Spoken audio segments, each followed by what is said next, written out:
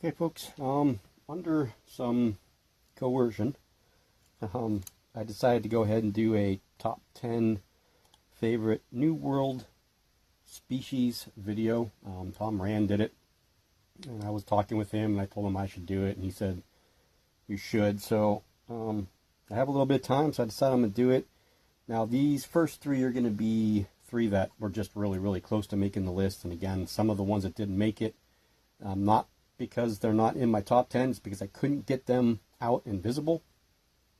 So it's kind of hard to do a top 10 video if you can't see them. Now, there might be one or two that we're just going to get small glimpses of, but this is the Grammostola species mall female. She's always been a favorite of mine. Just didn't make that top 10. We're going to feed her, though, just because she didn't make the top 10, and I don't want her to feel bad. So this is the first, almost, I guess you want to call it. She's going to get moved once I get all this stuff done with Peyton next week. She's going to be moved into, not this enclosure, I just don't like it. I don't like the red lid. I like to be able to see them from the top when I open them so I know where they are, but yeah, so that's the first one of the few that didn't make it. Okay, the next one that didn't quite make the list but probably should have. This is the cosmas elegans. Gorgeous little tiny spider. Won't get much bigger than what it is right there. Most likely this is a female. Hasn't molted for me in a little while. We're going to try and feed it a small little red runner nymph. See if it might have some interest in it. Probably not. Maybe. It's hard to tell with her. She likes to be adventurous, so you really got to watch. And for these little spiders actually can move. Well, the big ones can move too. But these little tiny, your spiderlings, doesn't look like she wants to have anything to do with it, really.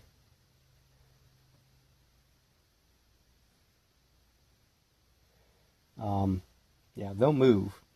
So I'm going to get that roach out of there off camera. She hasn't molted in quite a long time.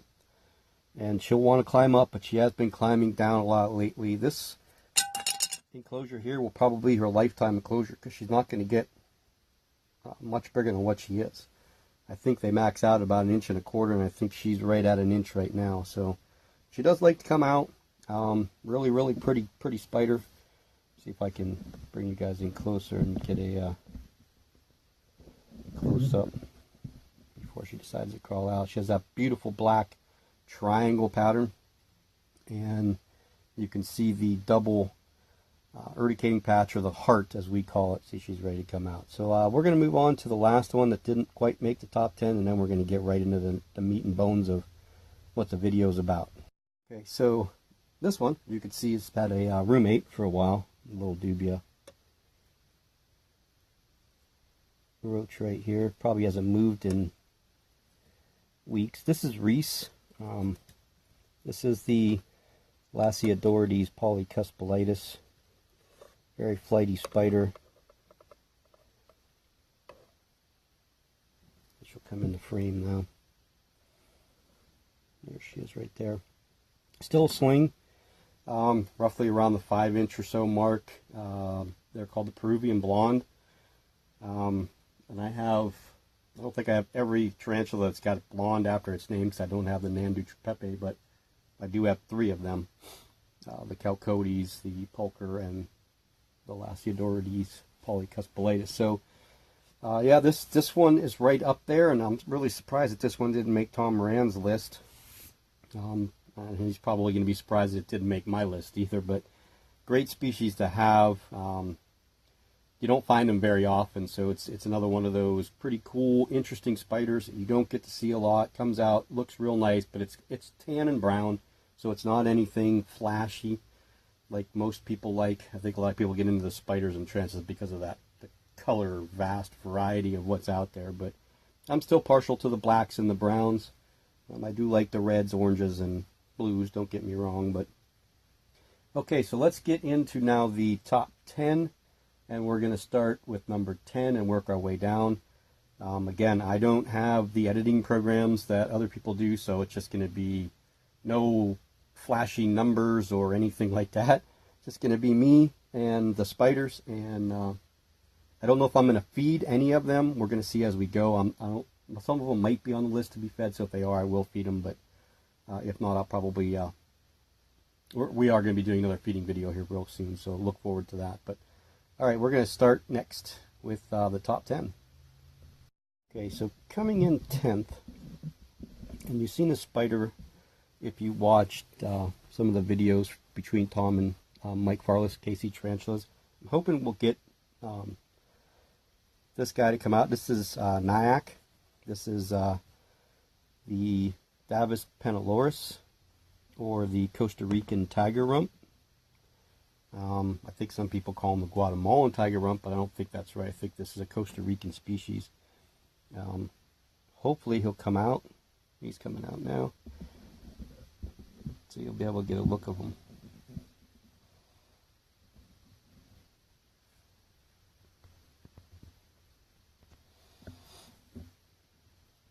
Come on, buddy. He was just out flat on the substrate just before I took the lid off, and he crawled back into his little haven. Here he comes. Look at that spider. So I'm going to help Mike Farless out here, and Tom Moran, you got to get one. Matter of fact, you got to get two. I have three. So this is a male, I have a female, and then I have a sling. So they top out around the 4-inch mark as a female. Probably, I would venture to say around the 3-inch mark as a male. This guy here is about 2.5. I would suspect wouldn't be long before he matures. Maybe a molt, maybe 2. They don't grow, I would say medium growth, and I would probably put them in the intermediate level. They are kind of quick. This one did walk out on me. They're great eaters. They're in pre-molt for a long time. Their abdomen does not darken when they're in pre-molt. It elongates and gets shiny, real shiny, and you'll know because the abdomen just looks stretched over looks like a balloon stretched over your face. That's what their abdomen looks like when they go into pre-molt. Again, hardy species, kept dry. You can dampen some of it, but mine have not liked it. They'll web, they'll dig. Just a great species altogether. So let's move on to number 9. Okay, number 9. This may come as a surprise to some people, and probably not to people that know me really well. Again, because I really like black, and I really like the browns, the earthy tones, the mossy greens, stuff like that. So this is the Avicularia morph type 6, which we used to know as the Avicularia metallica. Now, they're a non-described species because what we considered Avicularia metallica before, there was no type specimen to compare what they needed to compare to give this actually a species name. So they lumped it into the Avicularia with morph types. I think there's 6 or 8. I can't remember the exact number of how many morph types there are, but these you will find occasionally in the pet stores, marked as pink toes. Now the way to tell them apart is the hair on the abdomen is black, and it's got a grizzled look to it, and the setae on their feet and their legs and on their abdomen, you could see there is whitish. So they kind of look iridescent, kind of like a, what am I trying to say here? Fiber optics. If you ever seen one of those fiber optic little fingers where there's like hundreds of different things and a light goes through, fiber optics is nothing but a tube that you send light through, and then the end of it is the signal. So that'll tell you, that's basically what goes through the tube to the light. That's what sparkles in the end, and you can see on this one. This one is the one that I got in recently, we think is a male, hopefully, and then my female is not being cooperative. She's kind of down in the bottom, nowhere where I can really film her, so I brought this guy down. So let's move to number 8. Number 8 is your hobby staple, the Practicalia mori. This could easily be number one in the list. There are some that I prefer more than this one, but this guy is probably one of my most special tarantulas. I think I've explained it before. Again, the coloring is outstanding. He's not real bright yet. He's in probably the beginning stages of pre-molt, so he's dulled down. Still eating though, as you can see. This is suspected male. We'll hopefully find out for sure on this next molt. Pretty adventurous, kind of skittish. Never threat postured or anything like that, but this is the Mexican red knee. The species was changed from smithy to mori due to the preservation of the species, and the explanation of the holotype back in the day was not that it wasn't correct, but it was actually described something differently, and the one that it was described as was what we know as the anetha, or Brachypelma anetha, which has now become the Brachypelma mori, or Brachypelma smithi. And I think the two species are separated by natural border, which is a river. I can't remember the name of the river, so if I remember the way I read the paper right, and again, those papers are pretty confusing if you don't understand entomology, you know, when you just have a knowledge of the hobby and you know, somewhat scientific mind. What I gather out of it is one is on one side of that river and the other species on the other side of the river, and to keep the preservation of this species, it was necessary for that name change. So you can correct me if I'm wrong, and I'm sure I didn't give all the crucial details of that, but in a nutshell, it's kind of basically what it is. So this guy here is number 8 on the list, Brachypelma mori, Mexican red knee. Okay, so I'm going to hold the camera on this one. This is lucky number 7. This is the Avicularia moderatum. I'll try and coax him out here. Oh, sorry. That didn't work out the way I wanted it to. Maybe we'll catch him down here. I love this spider.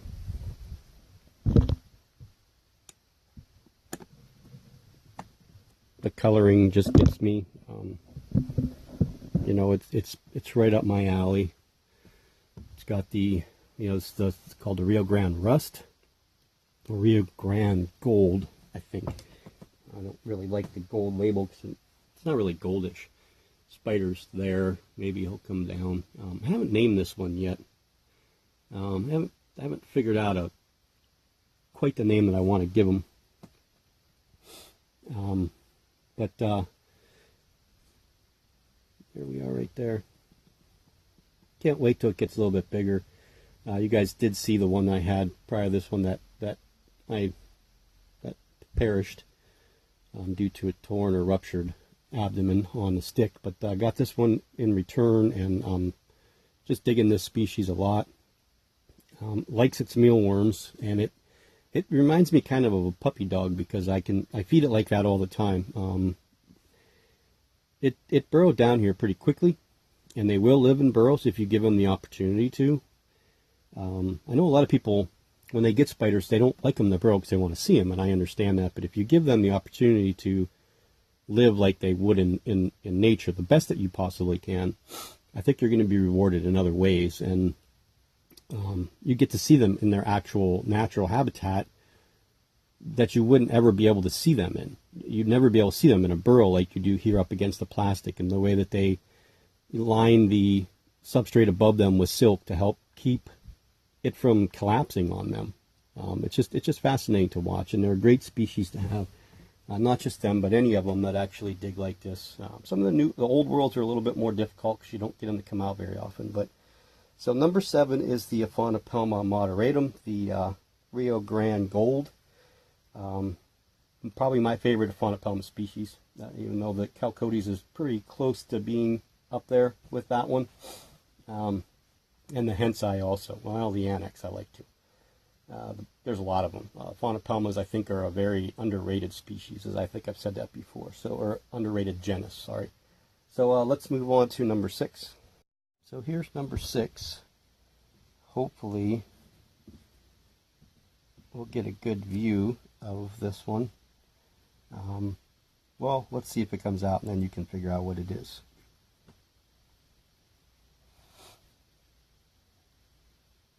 This is another one that missed Tom's top 10 list that I think he was kicking himself for. Because if you have a top 10 list without this spider on it as a New World tarantula, then that means you don't have one. Now this is barring this one comes out, which I'm really surprised it hasn't yet.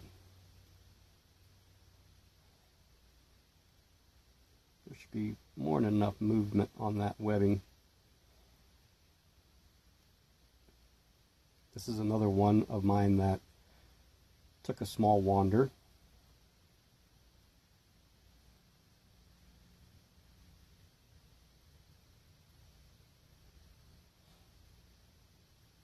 No, come on. What are you waiting for?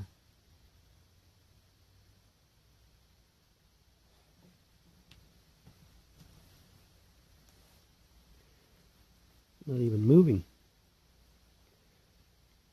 Did I startle you that bad?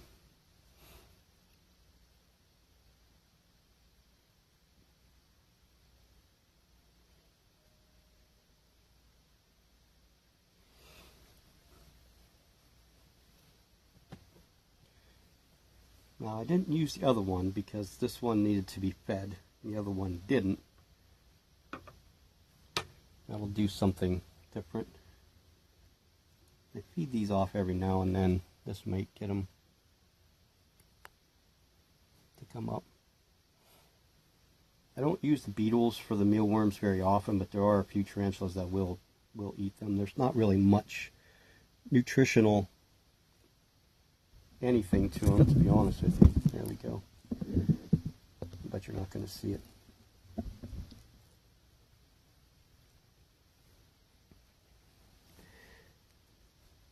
So what we're going to have to do is do it this way. Still probably can't guess what it is. Well, I think you can, really. I mean, it's kind of hard not to tell what New World spider we have in here that's in a taller enclosure with a bunch of webbing. This is Chindi. This is the Guatemalan cyaneo pubescens, better known as the green bottle blue. But we're going to decide to stay under. Still a spiderling, so we still have the tiger striping on the abdomen. A New World species from, I think, off the coast of Venezuela, in a very dry, arid, rocky, sandy, brushy kind of atmosphere, or environment, not atmosphere, that's up above, environment. They will dig if you give them the opportunity to, and I gave that opportunity to Arkham, and Arkham still hasn't dug. So I'd really love to see anybody that has one of these, the GBBs, that has actually burrowed, not made a web burrow, but actually burrowed down into the ground. I'd just like to see the setup, because once Arkham gets a little bit bigger, I want to mimic that. I tried to mimic it with this, but this enclosure is not all that big. The next enclosure will be higher and deeper, so I can afford that that room to put like a above rooted branch or tree, even if it's got to be artificial. We'll find something and then give it a lot of sand and dirt and topsoil and see what it does. But so number 6 is the Guatemalan cyaneo pubescens, or the green bottle blue. Okay, number 5, and for a while this was so high on my wanted list that it was the number 1 most sought after spider that I was looking for. This is the Euaplis campostratus. This one here is a suspected male. Not feeding him today because we just fed him the other day, but they get this beautiful pink setae, and it kind of reminds you almost, not exactly, but similar to Grammostola pulchripes as far as patterning concerned, and a lot of other spiders, to be honest with you. Lasiodora paribana, there's a bunch of them that have these striations on the legs like these do, but great species. I have two of this one, and I have a little sling that has burrowed way down to the bottom of its enclosure. Good eaters, not the fastest of growers, especially as slings. Once they hit that 1.5 inch mark, they start to put on a little bit size a little quicker, but that first 1.5 inch is a very long, arduous endeavor by a keeper. They do grow slow, so they don't like water. This one flips the water dish all the time. Doesn't fill it up, just flips it. So number 5 on my list is the Euapolaceus campistratus. Probably one of the most handleable species out there. So if you're looking for something that you can put your hands on more often than not, this is probably a species for you. So let's move on to number 4. Okay, here is number 4B, because as I was going through, I realized that I missed one of my favorite spiders overall, and actually I think I'm going to hold off on. So we're just going to call this one number 4. I think we're going to have a pretty close tie for the number 1 spot or number 2 spot, but this is the, maybe we'll see her or him, probably my favorite Brachypelma species. This is the Brachypelma emilia. Let's see if she'll come out.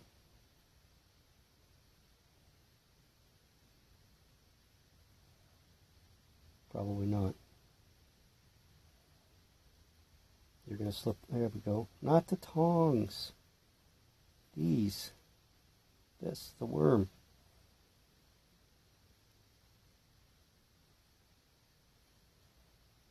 You're going to get the worm?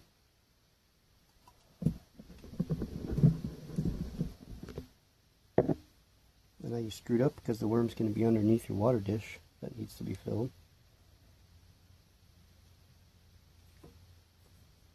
Here. Come get it. Again. You don't want it?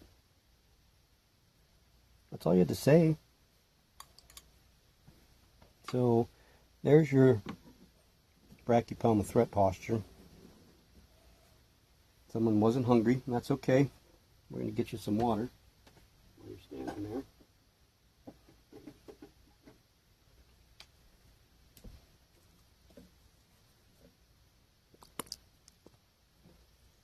At least you have some water. So yeah, Brachypelma emilia, the Mexican redleg. Again, pretty docile, slow growing like most Brachypelmas. There's nothing really to them. Kept dry, they like a hide. They will dig.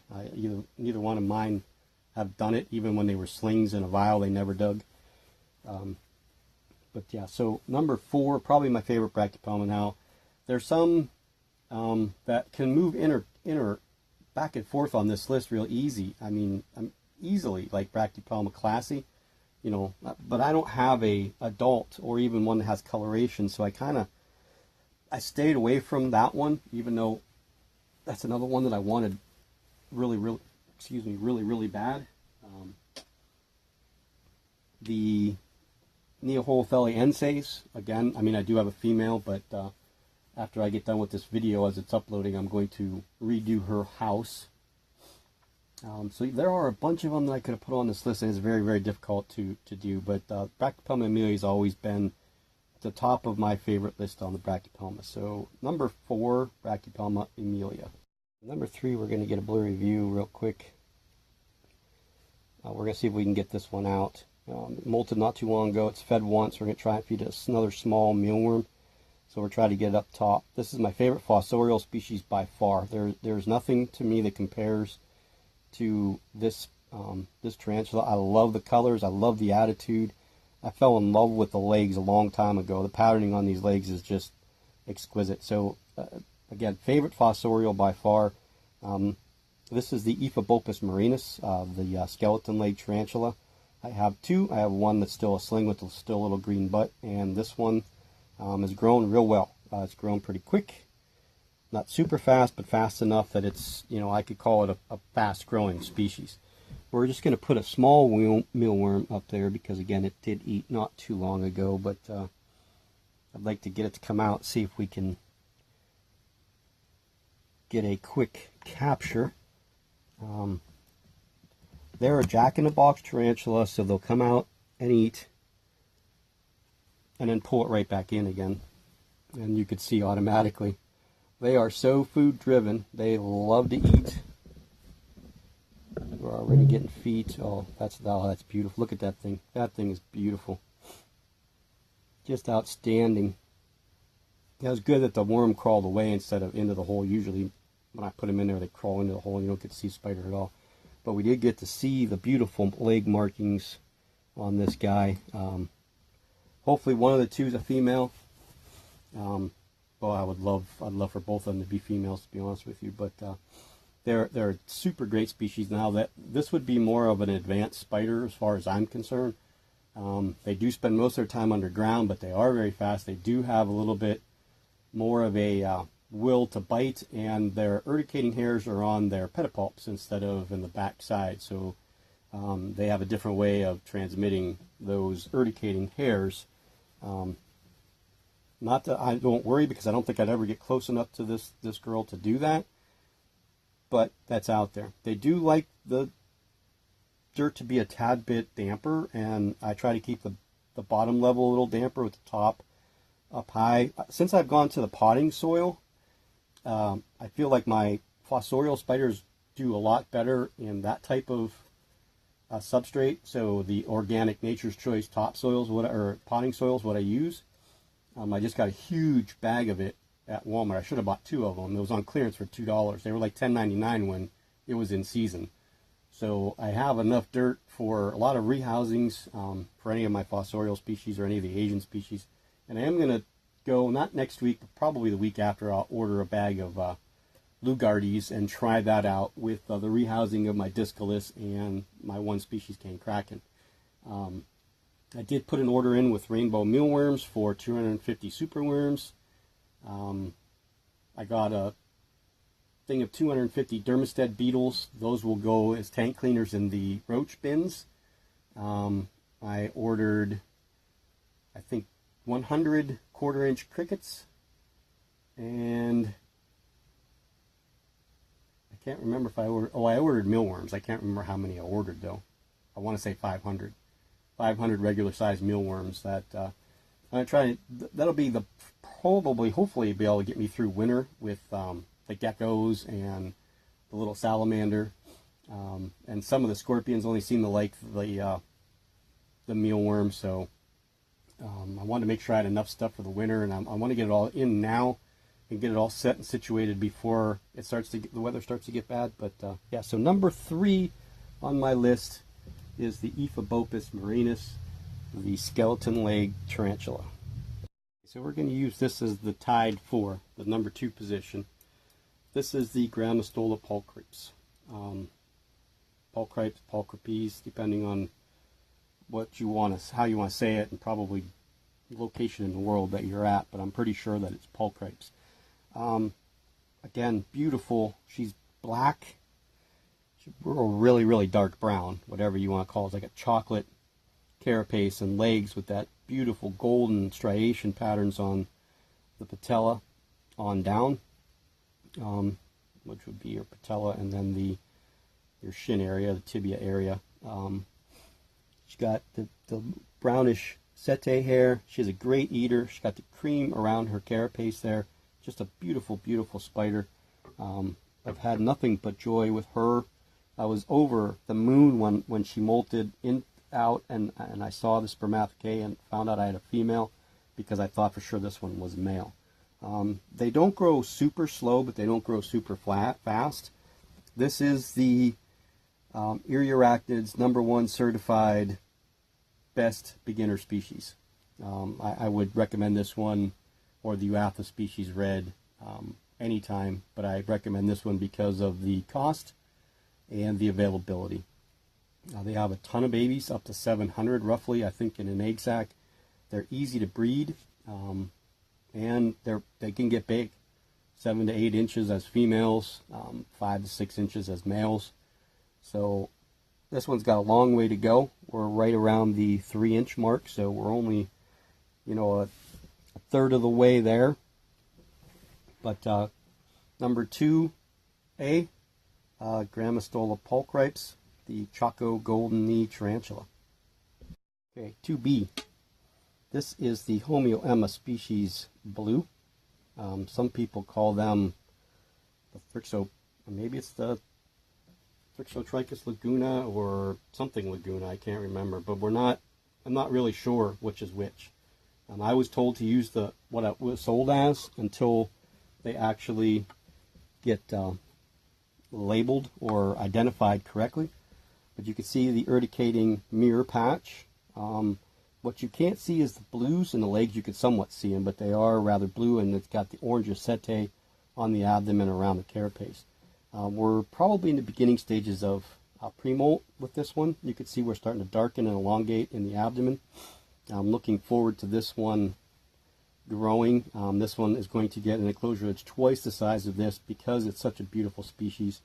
And they remind you a lot of the Faunopelma simoni with the way that the leg patterning is, and it's called the, I think they want to call it the Peruvian or the blue zebra tarantula, blue zebra leg. I think it's the Peruvian blue zebra is what the common name is for this one. So, yeah, 2A or 2B doesn't make a difference. They're pretty much the same spiders to me. They're going to get their wonderful, nice, beautiful, long acrylic showcase enclosures for this one and the Grammostola pulchripes, and one for the Lasiodora paraibana, which did not make my list. Again, it could have been any other situation, but beautiful spider, great eater, decent grower, not super fast, a little bit skittish. Another one that will like a little area that's somewhat damper, and when I put her in her new home, hopefully, fingers crossed, please be a girl. When I put her in her new home, we will use the organic potting soil in an area that would be where she would go in as a burrow. So hasn't dug.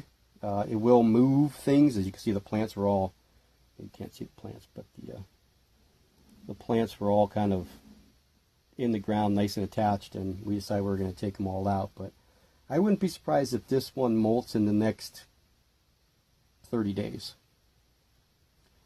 So I'm going to make sure I have the enclosure ready, or close to ready, so when she does molt and hardens up, we'll be able to transfer her out, put her into her new home, and we'll go through the process of how I want it to look and putting it together in another video, probably a few weeks down the road. But yeah, Homeoemma species blue, the Peruvian blue zebra, I believe. Okay, so if you guys have been watching my channel and you haven't even remotely knew what the number 1 spider was going to be on my list as far as new worlds were concerned, you don't know me at all. Psalmopoeus pulcher, the Panama blonde. This is one of 3 that I own, one of 2 confirmed females, the smaller of the 2, and the one that seems like you could feed it every day, and the abdomen does not change size at all.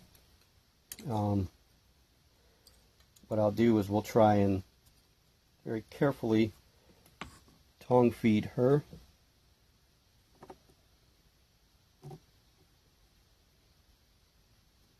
See, she's turning now. And she's got the worm.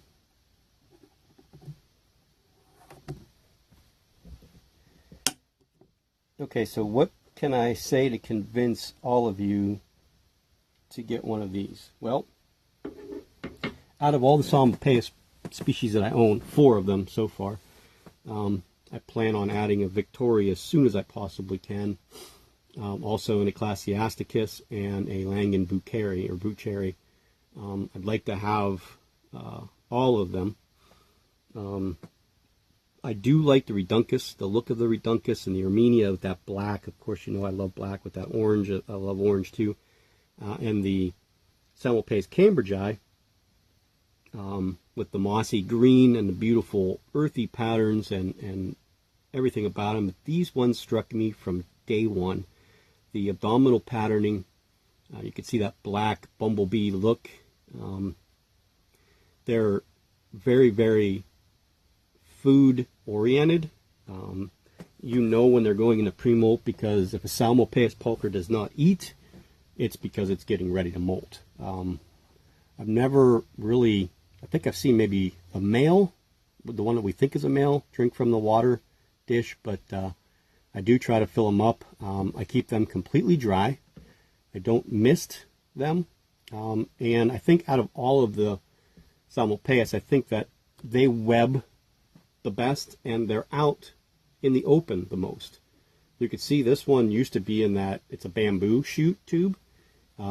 It went in there right off the bat, and it's because it was molting. It was ready to molt. So it went in there and hid, it molted, and that's what they do. They'll hide when they want to molt. And then they come out when they're done, and they're just absolutely stunningly gorgeous. But again, I have 3 of them, and if I can't convince you to get one, I'm not doing my job. These things are just absolutely outstanding tarantulas. They get roughly around the 6-inch mark as a female. I would venture to say between 4.5 to 5 inches as a male. I'm sure very, very quite leggy. And the males, if you've seen a mature male Salmopaeus armenia, how they have the pipe cleaner look, and they're kind of a dirty brown. These ones, see the coloring on the legs is what the male will look like. It's that pinkish setae, and they get long and leggy, and the pipe cleaner look also. But just absolutely stunning spider. Just they really, really pushed me, and really wanted me. They kind of pushed me into getting more. These ones here. It was one of my first spiders that I ever got at Salem. Probably my favorite spider, period. Just because, you know, one of the first ones that I got, and it was one that I wanted really, really bad. And it was, again, they're not an expensive spider. You're going to find them for $15 to $20 as a spiderling. They grow at a medium to quick rate. They don't grow super fast, so you're not going to have it mature in a year or two. Males probably around a 3-year mark from, you know, first instar. Females, this one here is roughly 3.5 to 4 inches long, and Salem's like 4.25, and they're not mature yet, either one of them. Their spermathecae is still clear and not sclerotized whatsoever, so it's not darkened, so they won't be ready to breed. So I'm hoping that Thorin, if he is a male, takes his time. He won't mature this next molt, but probably the one after, if he is a male, I would imagine somewhere in that neighborhood. But yeah, so there's my top 10 list. Thanks to Tom Moran for pushing me a little bit to get it done. I hope you guys enjoyed it. If you have any questions on the 10 species I listed, and you know, again, just like Tom said, down in the comments below, you know, if you want to put your top 10 list, or you want to make an argument for why I didn't add one. The Euatha species red was one I really, really am surprised I didn't put on the list. I think the reason that I didn't is I had such a hard time with slings. I had 4 babies. None of them made it. Not one of them. Only one of them actually molted. So I struggle with putting spiders on a list that I struggle with. The Tapaniquina species, if I come to your house and you have a Tapaniquina species, it's probably going to die. Just because for some odd reason I can't keep them alive.